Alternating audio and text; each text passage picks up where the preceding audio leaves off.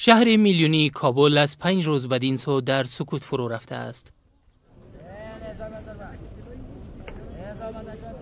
جاده نادر پشتون، منطقه فروشگاه و اکثر مناطق دیگر مرکزی پایتخت به دلیل تهدیدات امنیتی برای ترافیک مسدود می باشد. مردم راههای طولانی را برای خرید مواد اولیه پیاده می روند، اما دوباره با دستهای خالی برمیگردند. هر طرف یادر سرکا بند است، مردم پیاده روی میکنند، دکانا، کار و بار هیچ چیز نیست.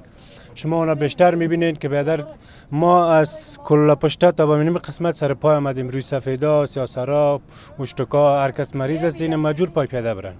سړی چې خپل کور ته ننوځي او بچی وایي چې روژه ماتي ته مې دادا زما سره وړي دي او هغه د 100 روپیو کمایګر نه اوسي او دا لارې بندې اوسي، نو دغه مشکل باید حکومت ته جدي پاملرنه وکړي. موتربم به روز چهارشنبه، تظاهرات مردمی روز جمعه، برپا کردن خیمه تحصن در نزدیکی ارگ ریاست جمهوری، 3 حمله پیهم در جنازه سالم ایزدیار که حین تظاهرات کشته شده بود و دستگیری بیش از 10 انتحار کننده از سوی امنیت ملی در شهر کابل سبب تجدید تدابیر امنیتی در ساحات دیپلماتیک شده و پایتخت را به یک پایگاه نظامی مبدل کرده است.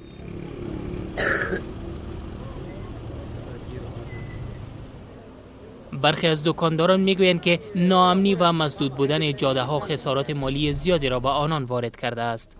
یکی خو مردم هم تاریک کش، دومی بیکاری و بدبختی وی را بندان.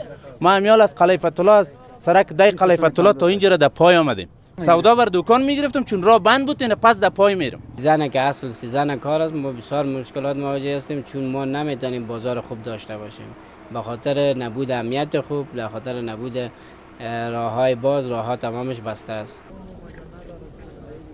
گشایش جاده ها به روی ترافیک و تأمین امنیت از جمله خواستهای عمده باشندگان شهر کابل است و آنان هشدار می دهند که اگر وضعیت به همین منوال ادامه یابد، دکانهای بیشتری مسدود شده و مردم با مشکلات بیشتری روبرو خواهند شد.